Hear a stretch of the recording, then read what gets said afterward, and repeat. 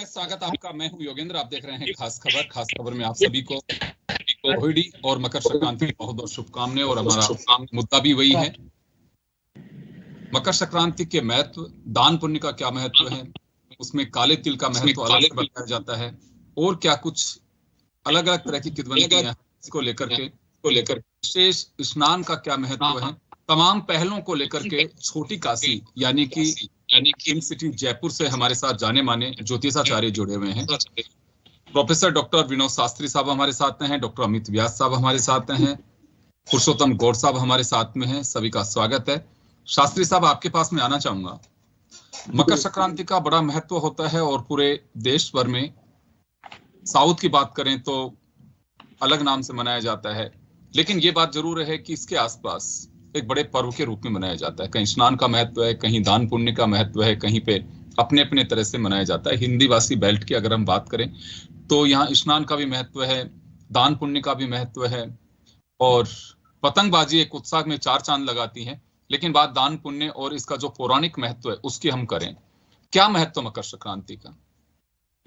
देखिए, भारतीय समाज में व्रत पर्व तो प्रतिदिन होते हैं, लेकिन मकर संक्रांति अयन संक्रांति के रूप में बहुत महत्वपूर्ण होती है, क्योंकि जो चार तरह की संक्रांतियां हैं, अयन संक्रांति, विषुव संक्रांति, षडशीति संक्रांति और विष्णुपदी, तो इनमें सबसे महत्वपूर्ण ये मकर संक्रांति है। वैसे संक्रांति में चार काम सबसे महत्वपूर्ण है: स्नान, दान, श्राद्ध, और ये सबसे महत्वपूर्ण कार्य होते हैं। तो इसमें जो आपने अभी बताया, स्नान सबसे महत्वपूर्ण है। स्नान के संबंध में कहा है कि तप्तेन वारिणा स्नानम यद गृहे क्रियते नरहि षडब्द फलदम तदहि मकरस्थे दिवाकरे, कि इसमें सब बालक, वृद्ध, युवा अगर गर्म जल से भी स्नान करते हैं तो 6 वर्ष तक उनको पुण्य का फल प्राप्त होता है। लेकिन यदि कुएं के बावड़ी के जल से करते हैं तो उसे दुगुणित फल प्राप्त होता है। यदि तालाब के जल से करते हैं तो उससे दुगुणित फल मिलता है। नदी के जल से करें तो उससे भी दुगुणित फल प्राप्त होता है। और यदि महानदी के जल से में स्नान करें तो उससे ज्यादा दुगुणित फल प्राप्त होता है। और महानदी के संगम में यदि स्नान करें, जैसे गंगा यमुना का संगम हो, प्रयागराज में स्नान करें तो उससे लाख गुना फल मिलता है। और उन सब से बढ़ करके गंगा सागर में स्नान करें तो अनंत फल की प्राप्ति होती है। इसलिए स्नान सबसे महत्वपूर्ण है कि आत्म शुद्धि के लिए, शारीरिक शुद्धि के लिए स्नान जरूरी है। फिर उसके बाद में तर्पण आता है, श्राद्ध, दान और श्राद्ध। तो श्राद्ध में पितरों को और देवों को सफेद तिलों से और पितरों को काले तिलों से दान तर्पण करने से उनकी तृप्ति होती है। और ते तृप्ता तर्पयन तेनम, जब पितर तृप्त होते हैं तो वो हम सबको तृप्त करते हैं और आशीर्वाद देते हैं, उससे हम सब प्रसन्न रहते हैं।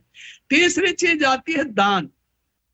तो भारतीय समाज में या सभी जगह मनुष्य सुख, शांति और समृद्धि चाहता है, और सुख, शांति, समृद्धि के लिए वो स्वार्थ परायण यदि कोई कार्य करे, अपने ही लिए सोचे, तो उसको कभी भी सुख शांति नहीं मिलती, वो हमेशा अवसाद में रहता है। इसलिए दान, लोक कल्याण और समाज सेवा के भाव से यदि रहता है तो उसको सुख, शांति और समृद्धि की अनुभूति होती है। इसलिए जो महापर्व है मकर संक्रांति का, इसमें दान का, पुण्य का विशेष महत्व होता है। और मकर संक्रांति के बाद 40 घटी बाद तक पुण्य होता है, क्योंकि इस बार अर्धरात्रि के बाद 2:44 पर संक्रांति हो रही है। इसलिए दूसरे दिन भर पुण्य काल रहेगा। तो उस समय दान, अब एक ही दिन में दान पुण्य नहीं किया जा सकता, इसलिए उस दिन दान पुण्य का वर्ष भर हम दान पुण्य करेंगे, इसका संकल्प भी लिया जा सकता है। और प्रतिदिन प्रतिक्षण दान का भाव रहे, लोक कल्याण का भाव रहे, तो सुख, शांति और समृद्धि होगी और समाज सुदृढ़ बनेगा और व्यक्तित्व भी निखरेगा। जी गौड़ साहब, आपके पास में आना चाहूंगा। शास्त्री साहब ने बड़े बखूबी से और बारीकी से तमाम चीजों को, तमाम पहलुओं को रखा है। मकर संक्रांति में दान पुण्य का काफी महत्व रहता है, और हम देखते हैं भी बाजार में पतंगबाज जयपुर में हो सकते हैं, अहमदाबाद में हो सकते हैं, जहां पे भी होता है, लेकिन ज्यादातर जगह इसका जो उत्साह होता है वो दान पुण्य का ही होता है, तर्पण का होता है, स्नान का होता है। क्या महत्व इन सब का? म्यूट है सर, आपकी तरफ से म्यूट किया हुआ है, म्यूट है सर जी। एक माइक का साथ, हाँ जी जी कंटिन्यू जी। मकर संक्रांति पर विशेष जो अभी प्रकाश मेरे अपने आदरणीय प्रोफेसर साहब ने जो डाला, ये बिल्कुल ठीक बात है। भास्करस्य यथा तेजो मकरस्त वर्धते तदेव भवता वर्धता मिति कामये। मकर संक्रांति सर्वेभ्यो शुभाशयः। मकर संक्रांति का जो पर्व होता है, हाँ, सनातन संस्कृति में इसका बढ़ता है, क्योंकि यहाँ पुण्य के साथ साथ पतंगबाजी एक हर्ष उल्लास के अपने धर्म की ध्वजा के साथ वैदिक पौराणिक जो हमारे अपनी रही हैं उसके हिसाब से ये कि मकर संक्रांति को सूर्य के होने के साथ साथ विश्व पिता देह त्यागने के लिए विशेष उत्तरायण को चुना गया। यानी मकर संक्रांति से ही यहाँ ये चीज हुई। भारतीय सनातन धर्म संस्कृति में संक्रांति का व्यापक महत्व बताया गया है। इसके अनेक धर्म शास्त्रों में उल्लेख मिलते हैं। महर्षि पाणिनि सूत्र के अनुसार संक्रांति का अर्थ है कि इस दिन विशेष तौर पर यज्ञ करना, जप तप करना, अनुष्ठान करना, पितरों का तर्पण आदि करना और साथ में दान पुण्य करना। ऐसा है गरीब लोगों के लिए कंबल आदि दान करना, खास तौर पर तिल का दान करना, जो कि हम हमारे जो 9 ग्रहों की के अलावा 3 और को प्रभावित करते हैं। बृहस्पति, मंगल, शुक्र, बुध, शनि, राहु, केतु, चंद्र आदि के बारे में चर्चा करते हैं। तो 3 ग्रह जो है, जो सूर्य, बृहस्पति और शनि के 3 ग्रह उपग्रह हैं, जो हमारे जीवन पर प्रकाश डालते हैं। तो प्रत्येक व्यक्ति के जीवन में 12 होती हैं, जो लगभग 6-7 वर्ष के अंतराल हैं, और इससे हमारे जीवन में बायोलॉजिकल परिवर्तन होता है। जैसा कि आज हम देख पा रहे हैं कि सूर्य का धनु राशि से मकर राशि में आना, तो ये दान पुण्य को बहुत जो है महत्व होता है। और ये भी बताना चाहेंगे कि दान पुण्य के साथ में विशेष तौर पर साधना के लिए ये दिन को बहुत श्रेष्ठ मानते हैं। एक मकर संक्रांति के दिन से सर्दी कम होने लगती है और तेज पड़ने लग जाता है। आप कई प्रकार से इसको देखते हैं। हालांकि सूर्य उपासना का विशेष दिन होता है, लेकिन इस दिन सूर्य के उत्तरायण होना और उसके बाद धरती के उत्तरी गोलार्ध के में शीत ऋतु की ठंडक में कमी आना, ये शुरू हो जाता है। प्राय हर साल 14 जनवरी को आती है। सूर्य से मकर राशि में प्रवेश करते हैं। इस तिथि को मकर संक्रांति कहते हैं और मनाया जाता है, लेकिन सब जगह मनाने का तरीका अपना अपना है। तो मैं जो आपसे निवेदन करना चाहता हूँ, इस दिन यज्ञ करें, 11 गायत्री के महामंत्र का जप करें, 11 सूर्य गायत्री मंत्र का 5 महामृत्युंजय मंत्र से तिल और गुड़ की आहुति दें। यदि यज्ञ की व्यवस्था ना हो तो गैस जला करके ही गर्म करके फिर उससे जो है आहुति देते हुए डाल लें। ये भी ना तो आप कपूर जला करके उसमें अग्नि तैयार करके उसमें कर दें, क्योंकि किस बार सूर्य गायत्री का मंत्र जप करके भगवान का ध्यान किया जाता है।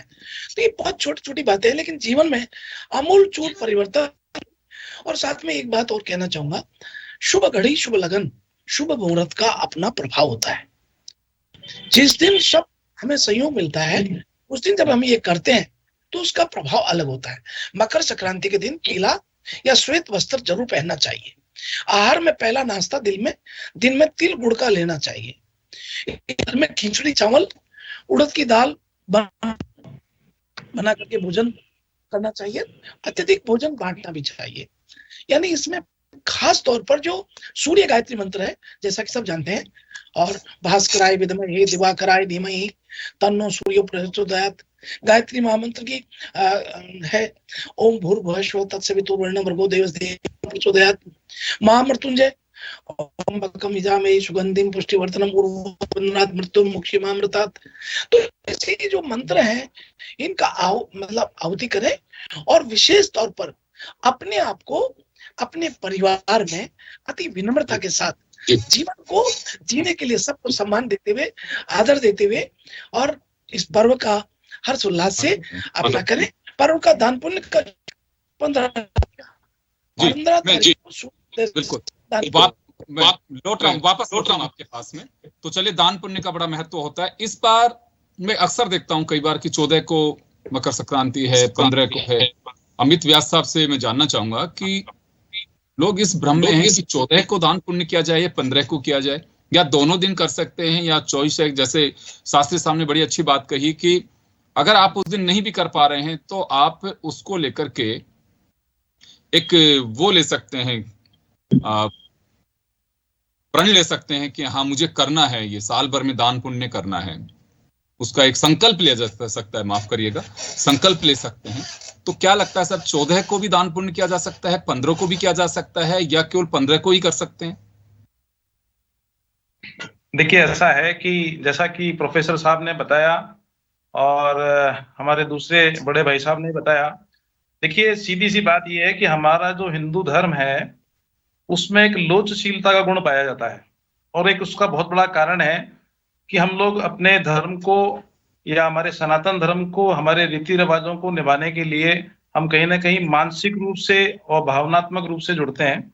और उसका एक कारण ये है कि हम लोग विज्ञान से भी जुड़े हुए हैं और धर्म से भी जुड़े हुए हैं। और जहां तक सवाल है हमारे हिंदू धर्म के जितने भी त्योहार हैं उनका कहीं ना कहीं वैज्ञानिक तथ्य अवश्य रूप से जुड़ता है।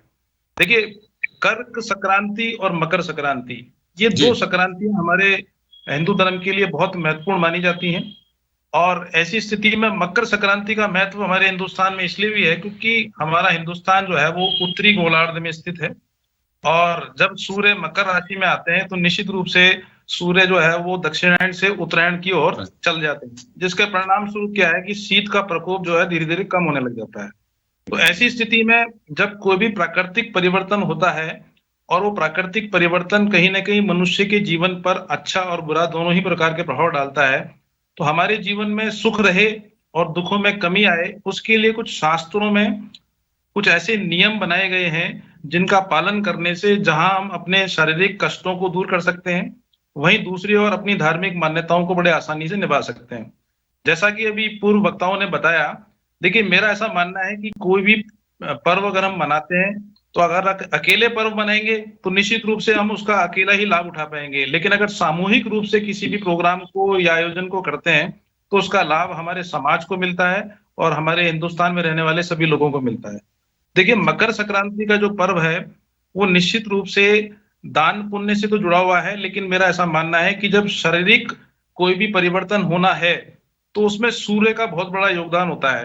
तो जब सूर्य उत्तरायण होते हैं तो निश्चित रूप से हमारी जो शारीरिक जो काया है उस पर कहीं ना कहीं दुष्प्रभाव नहीं पड़े, उसके लिए हमारा खान पान कैसा होना चाहिए, और दूसरा हमारा दान पुण्य की प्रवृत्ति, जो स्नान की प्रवृत्ति है वो कैसी होनी चाहिए। उसमें शास्त्रों में साफ साफ लिखा हुआ है कि अगर आप गंगा स्नान नहीं कर सकते हैं तो गंगा जल अपने घर में स्नान में डालकर अगर इसको नहा लेते हैं तो ये मान के चलिए कि हमारे करीब करीब शारीरिक जो व्याधियां हैं वो दूर हो जाती हैं। अब रही बात खान पान की या दान पुण्य की, देखिए चावल यानी अक्षत को हम बहुत बड़ा इंपॉर्टेंस देते हैं। तो चावल का दान करने से जहां हम अपने चंद्रमा को और शुक्र की प्रभावशीलता को बढ़ाने में सफल होते हैं, वहीं दूसरी ओर अगर हम घी का दान करते हैं तो निश्चित मान के चलिए कि कहीं ना कहीं हम सूर्य का जो प्रभाव है वो हमारे जीवन में कहीं ना कहीं चमत्कारिक रूप से अच्छा मिले, हमारे शरीर की कायाकल्प अच्छी रहे और हमारे परिवारजनों का सबका कायाकल्प अच्छी रहे। और अगर हम सुखी हैं तो निश्चित रूप से और लोग भी सुखी रहें, उसके लिए दान पुण्य किया गया है। तो लेकिन 14 और 15 का महत्व, 14 को लोग दान पुण्य करें या 15 को करें? देखिए, ऐसा है कि जब सूर्य रात को 2:44 पर 15 जनवरी को अपनी राशि परिवर्तन करेंगे तो शास्त्रों में ऐसा कहा गया है कि जब प्रकृति का कोई भी परिवर्तन होता है तो प्रकृति के अनुरूप ही अगर हम कार्य करेंगे तो निश्चित रूप से हमें उसके लाभ भी मिलेंगे। तो ऐसी स्थिति में 15 जनवरी के पूरे दिन ही पुण्यकाल रहेगा, तो परिणाम स्वरूप कोई भी दान पुण्य करना है या स्नान करना है या कोई भी जप तप या अन्य प्रकार के कार्यों को संपन्न करना है तो निश्चित रूप से 15 जनवरी का दिन ही सर्वोत्तम माना गया है, शास्त्रों के अनुसार भी और वैज्ञानिक तरीके से भी। बिल्कुल, तो ये माना जा सकता है कि 15 जनवरी को यानी कि रात 2 बजे से विधान जो बना है या मुहूर्त की बात आती है वो रात 2 बजे से होगा। मैं गौर साहब आऊंगा आपके पास में एक बार। मुकेश भारद्वाज साहब हमारे साथ में जुड़े हुए हैं। सर आपके पास में आना चाहूंगा, इस त्योहार के महत्व पे मैं जानना चाहूंगा, साथ ही दान पुण्य की अगर बात की जाए तो किस तरह का किया जाना चाहिए? देखिए, अगर हम बात करते हैं मकर संक्रांति की तो बहुत इस बात का महत्व है कि यह जुड़ा हुआ है हमारे स्वास्थ्य से और इसके साथ ही जुड़ा हुआ है हमारी परंपराओं से, सूर्य से, जो हमारे ज्योतिष का मूल आधार एक तरह से कहें कि ग्रह है, जिसके कारण सब प्रकाशवान है। तो सूर्य जब अपनी राशि परिवर्तित करते हैं तो जीवन के अंदर अलग अलग प्रकार के जो महत्व और उनके परिवर्तन जीवन को प्राप्त होते हैं। यहाँ पर जब मकर राशि के अंदर सूर्य का जो स्थिति है वो श्रम साध्य, यानी कि जो राशि है ये श्रमशीलता की राशि है, ये कर्म की राशि है, ये कर्म के प्रभाव को बढ़ाने वाली राशि है, ये उद्यमशीलता की राशि है। यानी इसके अंदर सूर्य का होना कर्मों के प्रभाव को बढ़ाने वाला, अपने आपके जो कर्म है उनके फल प्राप्त होना, तकनीकी ज्ञान के महत्व को दर्शाना, और उसके साथ साथ जो धार्मिक महत्व तो है ही कि आप अगर अपने से जो अच्छा, जहां तक शनि की राशि का सवाल है, शनि की राशि जो है वो निम्न तबके की राशि भी है। यानी आप देखेंगे कि बाकी सब में जो दान जाता है वो मंदिरों में या अन्य प्रकार के इसमें आता है, लेकिन मकर क्या जब सूर्य होता है तो दान जाता है एकदम गरीब और निम्न लोगों को, यानी कि जिनके पास में बहुत शक्तिवर्धक चीजें नहीं है, जो बहुत ताकतवर नहीं है, बहुत संपन्न नहीं है। ये तिल और गुड़ और जो अन्य प्रकार के दान है, ऊनी वस्त्र हैं, ये सब उस तबके को जाता है जिनके पास इस जरूरत का सामान नहीं है और सर्दी या किसी अन्य प्रकार की दुविधाओं से वो परेशान है। तो ये दान उस श्रेणी का दान है। तो हम कह सकते हैं कि मकर संक्रांति एक तरह से अपने से जो कमजोर वर्ग है उसको संबल देने का भी एक पर्व है। तो और आप अपनी जो ऊर्जा है जो सर्दी के माध्यम से जो कहीं चलेगी, वो सूर्य के माध्यम से उस ऊर्जा को प्राप्त करने का प्रत्यक्ष रूप से देवता का पूजन, स्नान आदि से, अगर आप काफी लंबे दिनों से, क्योंकि सर्दी के अंदर बच्चे, वृद्ध जो बीमार है वो स्नान नहीं कर पा रहे, या अपनी पूरी जो दिनचर्या है उसमें कई लोग कई दिनों तक बिना सूर्य के दर्शन के, पहले तो ऐसा देखते थे हम लगातार कि सूर्य के दर्शन के बिना भोजन नहीं होता था, या लोग बाग जो है भगवान की बिना स्नान के पूजा अर्चन नहीं कर पाते थे, वृद्ध हैं, तपस्वी हैं, तो उन सबको स्नान के बाद वापस वो दिनचर्या जो एक रेगुलर जो लाइफ है उसको मेंटेन करने का दिन भी यहाँ से शुरू होता है। तो यानी विभिन्न प्रकार की जो दिनचर्या और जो विभिन्न प्रकार के जो कार्यक्रम है, विभिन्न प्रकार की जीवन शैलियां, वो यहाँ से एक तरह से रूटीन वापस शुरू। बहुत पहाड़ों के अंदर या ऐसी स्थितियां जहां पर बहुत ठंड पड़ती है, वहां से ये एक दिन निर्धारित करके भाई अब आप सामान्य तौर पर अपने आप को पुष्ट रखते हुए, अपने शरीर को अपने उसका ख्याल रखते हुए, अपने पितरों को तर्पण करते हुए यहाँ से आगे अपने जीवन को सामान्य तौर पर बढ़ाएं।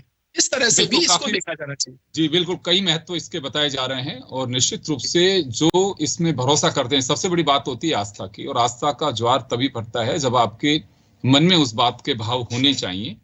जैसे बताया कि तर्पण भी किया जा सकता है, इसमें दान पुण्य भी किया जा सकता है। दान पुण्य का महत्व एक अपना होता है।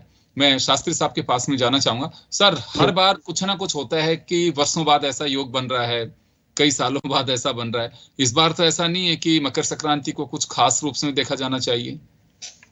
नहीं, देखिए, मकर संक्रांति पर तो योग तो सारे के सारे विशेष रूप से ही बनते हैं।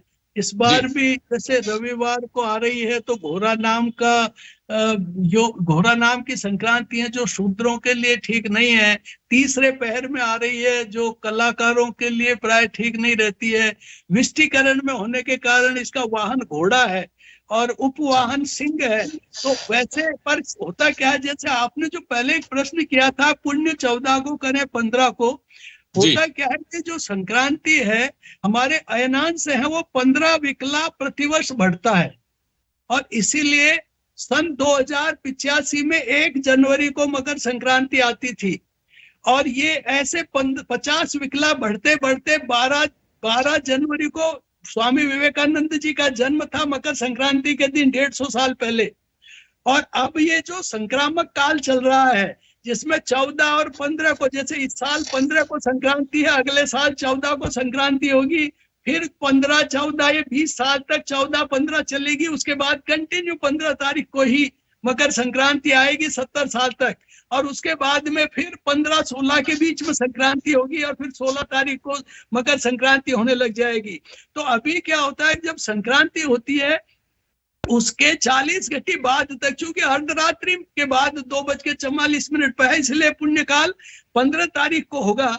और ये जो संक्रांति के का बहुत फलदायी होती है, क्योंकि संक्रांति अध्ययन का भी एक विशेष अध्याय प्रारंभ करवाता है। जैसे तीसरा खंड जो प्रारंभ होता है वेदाध्ययन का, वो मकर संक्रांति से प्रारंभ होता है। और इसी में अभी जो संक्रांति है ये ब्राह्मण जाति की संक्रांति है, और बिल्ली का पसीना इसके लपेटे हुए है, काले रंग के वस्त्र पहने हुए है, और दूर्वा की माला पहने हुए है, हाथ में भाला लिए हुए है बर्छी, और पत्तल में खिचड़ी का भोजन करती हुई वृद्धावस्था में ये प्रवेश कर रही है। तो ये इस तरह की स्थिति की वैसे विश्व के लिए थोड़ी सी चिंताजनक होती है, क्योंकि संक्रांति जो होती है पूरे विश्व और पर्यावरण को प्रभावित करने वाली होती है। इसलिए ये थोड़ी सी विश्व के लिए कई तरह की मानसिक उद्विग्नता और कई तरह की आपसी राजनीतिक जो उठापटक और कई तरह के युद्ध, उन्माद, प्राकृतिक उत्पात, इनका संकेत देती है। लेकिन आम लोगों के लिए, खास तौर से भारतवर्ष के लिए, क्योंकि भारत की जो कूर्म चक्र में 3 राशियां हैं, उसके हिसाब से भारतवर्ष के लिए बहुत अच्छी है। तो कुल मिलाकर के वैसे तो हमारे देश के लिए अच्छी है, कुछ अन्य देशों के लिए भी अच्छी है, पर ये संक्रांति एक फलदायी होती है और सुख शांति समृद्धि का प्रतीक है। क्योंकि जैसे अभी बोर्ड साहब ने जो बताया था कि ये इसमें भीष्म पितामह ने अपना देह त्याग किया था, क्योंकि गीता में जो कहा है ना कि अग्नि ज्योति रह शुक्लम षाण्मासा उत्तरायणम तत्र प्रयाता गच्छन्ति ब्रह्म ब्रह्म विदो जना, कि जो व्यक्ति दिन में शुक्ल पक्ष में या उत्तरायण में अपना देह त्याग करे उसका मोक्ष हो जाती है। तो जो भीष्म पितामह ने भी उत्तरायण की प्रतीक्षा की थी और उसी में अपना देह त्याग किया था। तो ये जो शुभ घड़ी का इंतजार रहा उन्हें। जी जी जी बिल्कुल, मैं आऊंगा सर। मैं गौर साहब आपके पास आना चाहूंगा। अक्सर ग्रामीण क्षेत्रों में हम लोग देखते हैं, कई शहरों में भी ये अभी भी परंपरा है कि लोग बैठ जाते हैं और पंचांग पाठन का भी होता है, उस दिन बड़ा महत्व होता है। तो लगता है कि हम यूं तो नव वर्ष पे भी बात करते हैं, चैत्र में भी बात करते हैं, लेकिन मकर संक्रांति से भी एक नए शुभारंभ का जो आगाज किया जाता है, बहुत सारे लोग भरोसा करते हैं अपने जो भी यजमान हैं उनके जरिए बैठ करके और अपने पुरोहितों से इस बात का पता लगाते हैं कि साल कैसा रहेगा। जैसे अभी संकेत भी दिए शास्त्री साहब ने, तो क्या लगता है कि वो अलग तरह का एक महत्व है इसमें? ने बड़ा महत्वपूर्ण प्रसंग रखा है संक्रांति के ऊपर। प्राचीन काल से ही हमारी परंपरा रही, जहाँ अपने घर पे को घर बुलाया करते थे और आसन देख करके बैठ करके और पूरा पंचांग काल को पढ़ और सुनते थे। केवल इसका ये था कि केवल सुनने के लिए कि पूरे साल में क्या है, किस प्रकार से है, और शुभ है। यहाँ मकर संक्रांति से प्रत्येक कार्य प्रारंभ होने लगते हैं। तो नया साल जो अंग्रेजी सन होता है वो नया 1 जनवरी को हो जाता है, लेकिन मकर संक्रांति के बाद शुभ दिन का होना और फिर उस दिन जो है बुला करके और गुरुदेव से उनकी मुखारबिंद से उनके शब्दों में पंचांग को बचवाया जाता था। बचाने का मतलब पूरा काल गणना को सुनते। हमारी मान्यताओं के अनुसार सूर्य देव शनि के पिता है और मकर संक्रांति के दिन सूर्य देव अपने पुत्र शनि के घर में जाते हैं, जहां 1 महीने तक वो रहते हैं। शनि देव मकर और कुंभ राशि के स्वामी हैं। इस तरह से मकर संक्रांति के पिता और पुत्र के मिलन से देखा जाता है पर्व को।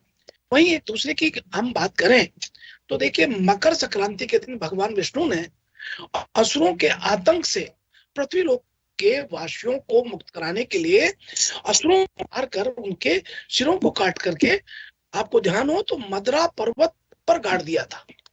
और मैं ये कहूं कि मकर संक्रांति का त्योहार जो है ये एक हमारा पर्व पुण्य दान के लिए भी है और एक बहुत महत्वपूर्ण पर्व भी माना जाता है। इसलिए कह रहा हूं मैं आपको कि मकर संक्रांति नई ऋतु के आगमन के हम इसे मनाते हैं। और मकर संक्रांति हमारे भारतीय ज्योतिष वैदिक तो जो है ऋतु का बदलाव होता है। और आपको बता दें कि शरद ऋतु की विदाई होने लगती है और बसंत ऋतु का आगमन शुरू हो जाता है। जी। अभी मेरे आदरणीय और मेरे क्या सबके आदरणीय बड़े विनम्र भाषा में, बड़ी मधुर भाषा में भाई साहब डॉक्टर जी शास्त्री जी बता रहे थे। उन्होंने एक गूढ़ रहस्य बताया। देखिए ये ज्योतिष में तो हर पल ताउम्र आदमी एक विद्यार्थी बन के रहता है तभी चलता है। तो विद्या का उनका भंडार है। उन्होंने एक बात कही और इतनी महत्वपूर्ण बात कही कि वो महत्वपूर्ण बात आज का युवा शायद ध्यान नहीं दे रहा है। सही मायने में ये है कि इसका किस स्वरूप में आना और फिर वो हमारे लिए कैसे फलवित होना, कैसे हमको लाभ। तो आज जो हम बात कर रहे हैं नकारात्मकता, तो आपको बता दें कि जब विशेष हमारे क्या है, क्या आपने जो संक्रांति की बात कर रहे हैं, आपने पूर्व में बोला कि मेष करक तुला मकर संक्रांति का बहुत महत्वपूर्ण मानी गई है, स्थान होता है।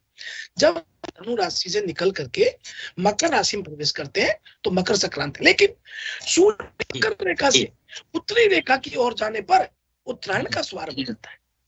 और वहीं गौर साहब समय थोड़ा कम है मेरे साथ में, दो और जाने दक्षिणायन कहलाता है। तो जो भाव है इस दिन दान पुण्य का बड़ा महत्व होता है।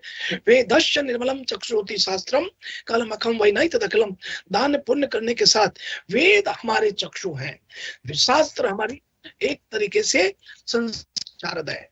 इसका कोई गौर साहब समय का अभाव है, समय का थोड़ा अभाव है। दो विद्वान शास्त्री और हमारे पीछे बैठे हैं। अमित जी आपके पास में आना चाहूंगा मैं। अभी गौर साहब ने कहा, आपने भी कहा था कि थोड़ा सा एक संकट काल आ सकता है और एक वर्ग के लिए लाभदायी हो सकता है, दूसरे वर्ग के लिए थोड़ा सा संकट थोड़ा समय हो सकता है। लेकिन दान पुण्य का इन तमाम चीजों से फर्क पड़ सकता है, रोका जा सकता है इनको।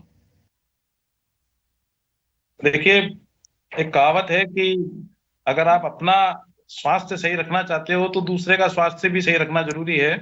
क्योंकि दान पुण्य करने से, देखिए मकर राशि में सूर्य का आना सीधा सा मतलब है कि हमें, मकर राशि शनि की राशि है। शनि हमारे दुख का कारक ग्रह माना जाता है, हमारी शारीरिक पीड़ा का कारक माना जाता है। और जब हमारा शरीर शिथिल हो जाता है, चाहे वो दक्षिणायन होने की वजह से मान लीजिए या सूर्य का प्रभाव हमारे जीवन पर कम होने की वजह से मान लीजिए, जब सूर्य मकर राशि में आते हैं, उत्तरायण होते हैं, तो हमारे ऊपर सूर्य का तेज, उसकी ऊष्मा, उसका प्रभाव इतना हो जाता है कि हमारे शरीर में एक नई स्फूर्ति का आना भी आवश्यक हो जाता है। और कहीं ना कहीं हमारे 30 त्योहार इस बात का हमें प्रलोभन भी देते हैं कि अगर हमें सूर्य के अनुसार अपने कार्य प्रणाली को, क्रियाकलापों को, दान पुण्य को किया जाता है, तो निश्चित रूप से जहां हमारे स्वयं के जीवन में एक स्फूर्ति का संचरण होता है, वहीं दूसरी ओर जो दूसरे व्यक्ति हैं जिनको हम दान पुण्य का पात्र मानते हैं, जिनको अपन यूं कह लीजिए कि जो शारीरिक रूप से कमजोर हैं या आर्थिक रूप से कमजोर हैं, अगर ऐसे व्यक्तियों को हम कोई भी दान पुण्य करते हैं तो निश्चित रूप से हम उन्हें भी शारीरिक रूप से बलिष्ठ तो बना ही रहे हैं, बल्कि हम अपने समाज का एक ऐसा अंग बना रहे हैं जिससे, देखिए एक व्यक्ति से विकास नहीं हो सकता है, इसके लिए सामूहिक विकास का होना जरूरी है। तो कहीं ना कहीं मकर संक्रांति का पर्व दान पुण्य करके जहां अपने शरीर को स्वस्थ बनाना है, वहीं दूसरे लोगों को भी शारीरिक रूप से स्वस्थ बनाने के लिए इस त्योहार को मनाया जाता है। और पतंगबाजी कहीं ना कहीं हर्षोल्लास का इसलिए है कि आज के दिन और जिस दिन भी हम लोग मकर संक्रांति मनाते हैं, उस दिन हमारे शरीर में एक नई स्फूर्ति का संचरण होता है, जिसके परिणाम स्वरूप हम आने वाले 6 महीने के लिए या कह लीजिए कि अपने आप को शारीरिक रूप से इतना बलिष्ठ करने का प्रयास करते हैं, जिससे कि हमें ऐसा लगता है कि हमारे जो धार्मिक त्योहार हैं उनमें वैज्ञानिकता का तो रहस्य छुपा हुआ है ही। क्योंकि अभी शास्त्री जी ने भी बताया और गौड़ साहब ने भी बताया, मेरा यह मानना है कि मकर राशि में सूर्य का आना कहीं ना कहीं हिंदुस्तान के लिए बहुत ही अच्छा माना जाता है, क्योंकि हमारे यहाँ पर सभी प्रकार के मौसम का प्रभाव हमको देखने को मिलता है और उसका बहुत बड़ा कारण है सूर्य। तो ऐसी स्थिति में क्योंकि हम उत्तरी गोलार्ध से बचे हुए हैं, तो सूर्य का जो भी राशि परिवर्तन होगा वो हमारे दैनिक जीवन पर, हमारे मानवीय व्यवहार पर, हमारे आचरण पर और यहाँ तक कि हमारी जो शारीरिक संरचना है और उसके विकास पर बहुत बड़ा रोल प्ले करती है।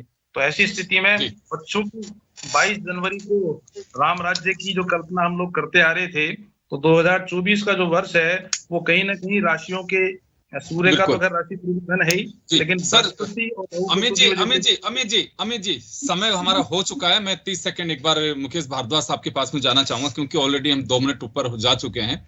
भारद्वाज साहब आपके पास में आना चाहूंगा। बात दान पुण्य की होती है, लेकिन एक अनूठा संयोग या कुछ ऐसे बनने की इस बार भी कुछ दिखाई दे रही है झलक की, हाँ कि बिल्कुल अलग से हटके इस मकर संक्रांति में कुछ देखा जा सकता है? बिल्कुल देखा जा सकता है। इस बार अगर मकर संक्रांति को पूरे विश्व के तौर पर देखना हो तो हम कह सकते हैं कि जब कभी भी सूर्य से पीछे ज्यादा ग्रह होते हैं, यानी कि 7वीं राशि, 8वीं राशि, 9वीं राशि, अगर 10 राशि से पहले ज्यादा ग्रह हैं और आगे कम ग्रह हैं उनके क्रम में, तो हम उसी आधार पर ये तय करते हैं कि भविष्य के अंदर घटनाक्रम कौन कौन से ग्रह आगे पीछे हैं, उसके कारण और उनसे दूसरी, तीसरी या चौथे ग्रहों के अंदर जब वो स्थिति होती है तो उसके परिणाम। तो हम कह सकते हैं कि ये जो तनाव है विश्व का, ये जो युद्ध और या कोई राहु के आगे के घरों में स्थिति और मंगल पीछे होना और बीच में सूर्य का होना, ये एक ऐसे उसका निर्माण कर सकता है जो भविष्य के अंदर आने वाले कुछ 2-4 महीनों के अंदर आप विश्व स्तर पर कुछ देशों के बीच में कोई तनावपूर्ण स्थिति या युद्ध से टकराव या तनाव की स्थिति को आप देख सकते हैं। तो ये बहुत महत्वपूर्ण बात है, लेकिन भारत के लिए इसमें ज्यादा चिंता का विषय नहीं है। विश्व श्रृंखला गड़बड़ाने से जो कोई दिक्कत आएगी वो एक अलग चीज है, अदरवाइज ये हमारे क्षेत्र में नहीं हो रहा, ऐसा मान के चलना चाहिए। चलिए, मैं माफी चाहूंगा, समय का अभाव है। बिल्कुल हमारे साथ जाने माने ज्योतिषाचार्य और हम सबके लिए एक मार्गदर्शन किया कि क्या महत्व हर चीज का होता है। तो सब लोग मकर संक्रांति को एंजॉय करिए, और वाकई आप लोग जो सुनना चाहते थे, देखना चाहते थे, एक मार्गदर्शन चाहते थे कि क्या किया जाना चाहिए, वो बड़े बखूबी से आपके सामने रखा है। आप सभी को हैप्पी मकर संक्रांति, और खास खबर में इतना ही। दीजिए इजाजत। नमस्कार।